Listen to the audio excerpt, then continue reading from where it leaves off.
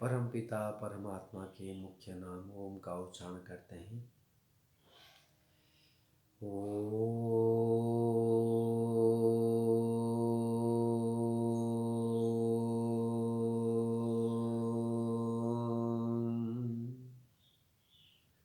समादरणीय महानुभाव,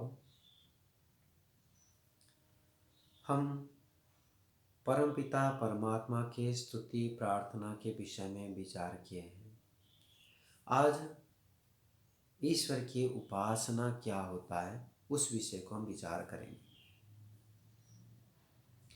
स्तुति गुणों का गान करना, प्रार्थना पुरुषार्थ के पश्चात जो अभाव है, कमी है, उसके प्रति नम्रता पूर्वक याचना करना, मांगना। अभिराह की उपासना, उपासना उपासन, उपासना अर्थात समीप में बैठना, पास में बैठना, समीपस्थ होना, समीपस्थ स्थिति को उपासना कहते हैं। तो उपासना जो वस्तु जैसा है, अभी इससे पहले आपको ये जानना चाहिए वस्तु किसको कहते हैं। वस्तु उसको कहते हैं जिसका नामकरण हो, जिसका सत्ता हो, जिसके कुछ पहचान हो, अर्थात गुण अथवा कर्म बोध हो, इसको वस्तु कहते हैं, पदार्थ कहते हैं, चीज कहते हैं।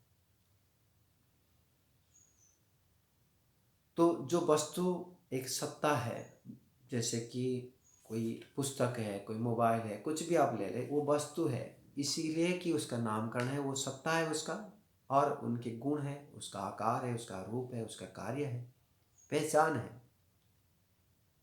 वैसे ही जो गुणों का समूह है, जो गुण उसके अंदर में है, उन गुणों को ही आप उस वस्तु को कहा जाता है।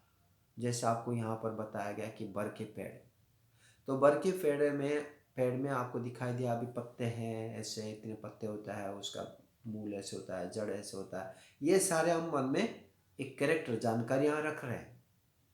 ये उस वस्तु का गुणों को हम वर्णन कर रहे हैं, आकार को, रूप को, आकृति को, रंग को, रस को, इस प्रकार से गुणों को हम धारण देख रहे हैं, जान रहे हैं।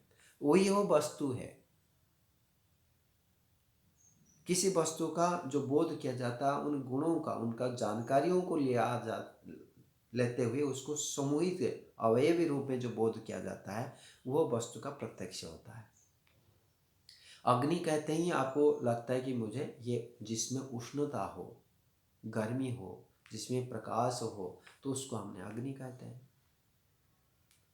तो अग्नि जो ज्वाला उठता है, तो उसमें भी हम देख रहे हैं कि भाई ये अग्नि है, क्योंकि इसमें उष्णता है, इसमें प्रकाश है। तो उन गुणों का समूह ही वस्तु होता है। तो ऐसे ही परमपिता परमात्मा के जो गुण है, आनंद स्वरूप है, संसार के रचयिता है, सर्वत्र परिपूर्ण व्यापक है, सर्वज्ञ है, सर्वशक्तिमान है, न्यायकारी है, दयालु है, सत्यवादी है। इन सारे गुणों को हम जब जानते हैं और उन गुणों को देखने के लिए, अनुभव करने के लिए प्रयास करते हैं। जैसे मैंने अभी बताऊं कि बेसन के लड्डू, तो आपको दिखाई देता है लड्डू का आकार, लड्डू के अंदर में बेसन नहीं है हमारे पास में, परंतु बोध हो रहा है कि बेसन के लड्डू के आकार कैसे हैं, रूप कैसे हैं, स्वाद कैसे हैं, उसमें क्या क्या चीज़ें, वो सारे बोध होता है। और उन सभी चीज़ों को लेते हुए हमको पकड़ में आता है कि ये चीज़ें ये है। जब कोई वर्णन करता हुआ एक एक लक्षण को बताएगा कि एक चीज़ है जिसका आकार ऐसा है, जिसका रूप ऐसा है, जिसमें बेसन से बना हुआ है, उसमें काजू बादाम डाला हुआ है, वो गोल बना हुआ है, उसमें घी के से जुड़ा हुआ है, ऐसे ऐसे जितने कैरेक्टर को आपको बताया जाएगा तो आपकी बुद्धि में आ जाएगा ये लड्डू के विषय में बता रहा है। तो उसी प्रकार से गुणों का, जो जानकारियों का जो समूह को मिलाते अवयवी रूप में जो बोध किया जाता है, वो वस्तु का बोध होता है।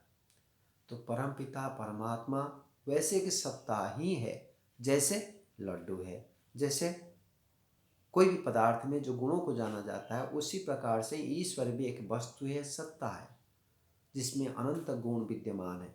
उन गुणों को हम जितने जितने जानते हुए उसको वैसे ही मानते हैं और उस गुणों के पास में बैठते हैं, तब वह ईश्वर सर्वत्र परिपूर्ण होने के पश्चात ये भी मानते हैं ईश्वर मेरे पास में है, मेरे अंदर है, मेरे बाहर है, सूक्ष्म सबसे सबसे सूक्ष्म है।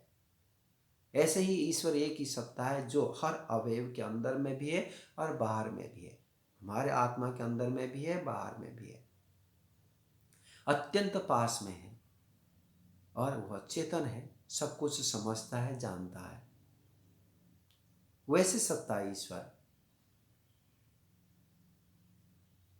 जो अनंत गुणों से परिपूर्ण है, उसको हम धारण करते हैं, उन गुणों को धारण करते हैं। जैसे अग्नि के पास में बैठते हुए उष्णता को हम धारण करते हैं ठंडी के दिन में, एसी के पास में बैठते हुए एसी की शीतलता को हम प्राप्त करते हैं, उसी प्रकार से ईश्वर के सामने बैठते हुए, ईश्वर के अंदर बाहर, ईश्वर के अंदर हम बैठे हुए ईश्वर के गुणों को धारण करना, ईश्वर के गुणों को धारण करने के लिए प्रयास करना और ईश्वर की अनुभूति में ले आना।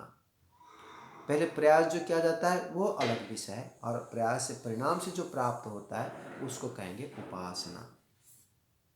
तो समीपस्थ होना, जो जो गुण ईश्वर के पास में है उन गुणों को, जैसे चीनी जो है वो मीठा है, तो मीठा को हम जानते हैं और तब और जान रहे हैं, हम उसको खा रहे हैं, हमने मीठा को, तब हम अनुभूति कर रहे हैं, उसका उपासना कर रहे हैं। जैसे अग्नि के पास में रहते उष्णता को हम ग्रहण कर रहे हैं, तब वो अग्नि की उपासना कर रहे हैं। ऐसे ही ईश्वर के पास में बैठते हुए ईश्वर के आनंद को अनुभूति करना, ईश्वर के न्याय गुणों को अनुभूति करना, ईश्वर के सत्यवाद गुणों को अनुभूति करना, ईश्वर की स्थिरता को, शांत को, धैर्यता को, हाँ, इन प्रकार के गुणों को अनुभूति करना, यह है ईश्वर की उपासना है। तो उसी प्रकार से जीवात्मा, स्वयं जीवात्मा को ही बोध करना होता है कि मैं जो उपासना करने वाला हूँ कौन हूँ, ये भी जानना होता है। और जानते हुए उस वस्तु के प्रति अर्थात ईश्वर के प्रति हम उनके गुणों को धारण करने के प्रयास करेंगे। अभी जो लौकिक उदाहरण से हम समझने के लिए प्रयास कर रहे थे कि धनवान व्यक्ति है, एक निर्धन व्यक्ति है। तो धनवान व्यक्ति के पास में जाता है और वो जानता है पहले से कि ये जो अम्मू को सेठ है वो धनवान है और धन देने का सामर्थ्य रखते हैं, इतने पहले जानकारी होना जरूरी है। फिर इसके पास में जाता है, सेठ के घर में जाता है, सेठ जी, वो सेठ जी चेयर में बैठे हैं, वो नीचे आसन से बैठता है और बताता है कि मैं समर्पित भाव से बताता है कि मैं वास्तव में निर्धन हूँ और आप धनवान हैं, आप दयालु धन देने का सामर्थ्य रखते हैं और मैं निर्धन हूँ, मैं आपसे समर्पित हूँ, आप जैसे आप चाहे वैसे मुझे बना दे, परंतु मुझे धन दे दे, यही याचना करते हैं। आप जिस कंडीशन से बताना चाहते हैं वो कंडीशन में स्वीकार करना चाहता हूँ, परंतु मुझे धन प्राप्त करा दो। अभी देखिए ये प्रार्थना स्तुति क्या है कि आप धनवान हैं और धन मुझे प्रदान करें, ये मांग रहे हैं, याचना करें कि मैं निर्धन हूँ, मुझे अम्मू को, मेरे बेटी को शादी करवानी है, मुझे धन दीजिए, मेरे पास धन नहीं है। तो वह धन का याचना करता है, तो ये याचना प्रार्थना हो गई। अभी उपासना इसमें देखें कि सामने सेठ बैठा हुआ है और पास में जो है निर्धन व्यक्ति बैठा हुआ है और बैठे हुए समर्पित भाव है। और समर्पित भाव क्या है कि आपके सारे नियमों को मैं पालन करने के लिए तत्पर हूँ, आप जैसे कंडीशन करेंगे, इतने ब्याज लेंगे, इतने दिन में मुझे देना है, जो आप नियम बनाना चाहते हैं उन नियमों को मैं पालन करना चाहता हूँ। अर्थात आपके जो गुण है, आपका जो कैरेक्टर्स है, उस कैरेक्टर को मैं धारण करना चाहता हूँ, परंतु मुझे धन दे दीजिए। ये जो समर्पण भाव, यही उपासना है। यही जो कंडीशंस को स्वीकार करने के लिए जो दिखापन है, बात कर रहा है, एक्टिव कर रहा है, उसको कहते हैं उपासना। उस व्यक्ति के मन मस्तिष्क में उन नियमों को सदा चिपका के रखा है, बना के रखा है। यह उन गुणों को धारण करने के लिए तीव्रता, इच्छा, इसको कहते हैं उपासना। शायद समझ में आया होगा कि जिस गुणों को धारण कर रहे हैं निरंतरता पूर्वक, उस गुणों का उपासना हो रहा है, और वो गुण वाला जो व्यक्ति होता है, उस व्यक्ति व सत्ता होता है, उसका हम उपासना कर रहे हैं। कि गुण और सत्ता से कोई भेद नहीं रहता, फर्क नहीं रहता।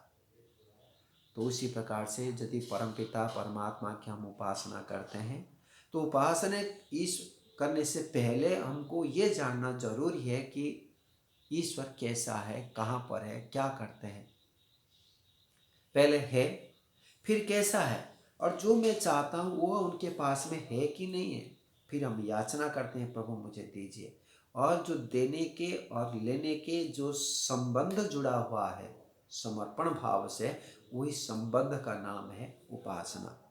उस समर्पण का नाम है उपासना। उस मन में, मस्तिष्क में उनको पकड़ के रखने का जो भाव है, उसको कहेंगे उपासना। तो उपासना भी भेद है, उपासना का भेदों को भी हम विचार करेंगे आगे। परंतु इतना हम जानना चाहते हैं, उपासना करने से लाभ क्या है, ईश्वर की उपासना हम क्यों करें, उससे हमारे लाभ क्या होगा। आप विचार करें। और ऋषि मुनियों ने उपासना करने के लिए बहुत बल लगाया। अब इसको देखें, कोई अभी व्यक्ति जो है कुछ शराबी व्यक्ति के साथ में रहता है। उस शराबी व्यक्ति के साथ रहने के बाद शराबी व्यक्ति को देखता है, भाई बड़ी टेंशन में आया था, शराब पिया तो आराम हो गया उसको, मस्ती से रहा, दुखी है ही नहीं, टेंशन से रहित हो गई, तनावग्रस्त से रहित हो गया। तो इसलिए हम विचार करते हैं कि भाई जो है वो बहुत बढ़िया है। वो धीरे धीरे वो पहले जो शराब पीना हानिकारक मानता था, वो धीरे धीरे उसके प्रति चला जाता है। एक व्यक्ति प्रतिदिन खेल को देखता है, टीवी देखता है, तो उसी प्रकार से अपने जीवन को परिवर्तन कर लेता है। क्योंकि संस्कार के आधार पर हमारा इच्छाएं बनती है। तो जो संस्कार उत्पन्न कराने वाले होते हैं, संस्कार उत्पन्न कैसे करते हैं, हम ही स्वयं उत्पन्न करते हैं, हम ही इच्छा को प्रकट करते हैं। जो आलम्बन से हमको प्राप्त होता है, कई कारण हो सकते हैं, हेतु फल आश्रय आलम्बन। तो इससे हम संस्कार जो प्राप्त करते हैं, उस संस्कार से हमारे जीवन को हम परिवर्तन कर लेते हैं। ये आप सभी जानते हैं। जो विद्वान के संग होता है तो वो विद्वान बनता है, धनवान के संग में रहता है तो धनवान के तरीका को सीखता है और धनवान बनता है। उसी प्रकार से जो मूर्ख व्यक्तियों के साथ में रहता है तो मूर्ख आचरण करता है, दुष्ट व्यक्ति के साथ रहता है तो दुष्ट आचरण करता है। तो परमपिता परमात्मा के साथ हम जब रहते हैं, क्योंकि गुणों से वो पूर्ण है, कितने सहन शक्ति है, कितने धैर्यता है, कितने न्यायशीलता है, कितने परोपकार की भावना है। कभी दुखी नहीं हुए, कभी तनावग्रस्त नहीं हुए, कभी चंचल नहीं हुए, कभी क्रोधित नहीं हुए। ऐसे ईश्वर के यदि सानिध्य को हम प्राप्त करते हैं तो स्वतः हम उसी प्रकार से बन जाते हैं। तो महर्षि दयानंद सरस्वती कहते हैं, उपासना का फल कहते हैं कि पहाड़ जैसे दुख आने पर भी विचलित नहीं होता है। कितने भी विपद आ जाए, कितनी भी समस्याएं आ जाए, तभी वो बेचैनी नहीं होता है। कोई देहांत हो जाए, कोई टूट जाए, कोई फूट जाए, कोई चोरी कर लिए, कोई हत्या कर लिए, रोग हो गया, पैरालिसिस हो गया, कुछ भी हो जाए, तब भी मन से वो विचलित नहीं होता है, मन से शांत रहता है, कभी दुखी नहीं होता है। किसी के प्रतिशोध करने के लिए भावना नहीं बनाते, वो अंदर से शांत रहते हुए सभी कार्य को संपादित करता है। यह उपासना का सबसे बड़ा फल है, जिससे हम पहाड़ जैसे दुखों को सहन कर लेंगे और सुखों में भी हम अति प्रसन्न होकर अभिमानी नहीं बनते, हम उसमें भी सम रहते हैं। जीवन के एक शांत सम रूप में हम लेते हैं, चंचलता से रहित, मूर्खता से रहित, आनंदित शांत स्थिति को प्राप्त करते हैं। ये सबसे उपलब्धि है। वो चित्त के यदि शांत हो जाता है, एकाग्र हो जाते हैं, सभी कार्य को करने में सफलता को प्राप्त करते हैं। वो आप जानते हैं, जो व्यक्ति जितने शांत है, एकाग्र है, वो व्यक्ति उन कार्यों को करने के लिए, अपने लक्ष्य को प्राप्त करने के लिए शीघ्रता पूर्वक प्राप्त कर लेता है। उसके लिए हमको अंदर से शांत प्रसन्न होना एकांत जरूरी है। तो उसके लिए उपासना करना, और विशेष करके ईश्वर की उपासना करना, ईश्वर के गुणों को धारण करना, धर्म आचरण करना, वह भी आवश्यकता है।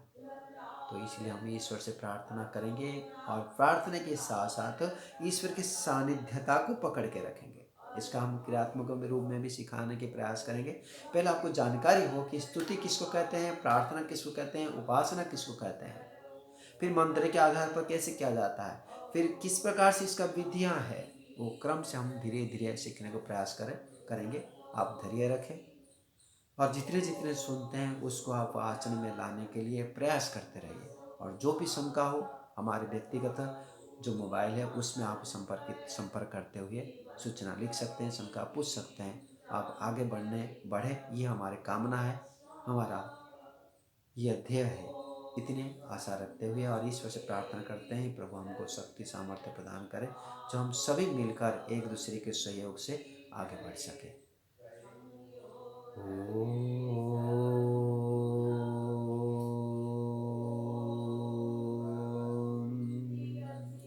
सर्वेभ्यो नमः। सबको सादर नमस्ते जी।